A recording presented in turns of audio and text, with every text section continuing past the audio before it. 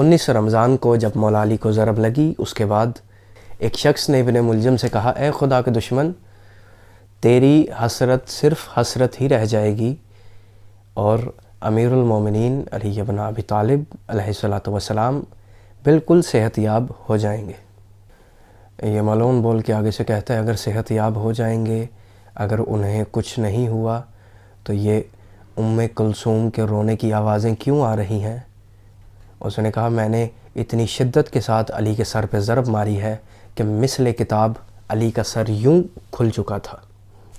اس نے کہا، خدا کی قسم، میں نے جس تلوار کے ساتھ علی کے سر پہ ضرب ماری ہے، میں نے پورے 1000 درہم میں اسے خریدا اور 1000 درہم کے زہر میں اسے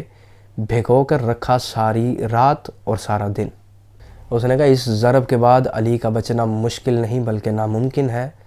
اور یہ ام کلثوم کی رونے کی اور نوحے کی آوازیں بتا رہی ہیں کہ علی زیادہ دیر زندہ نہیں رہیں گے۔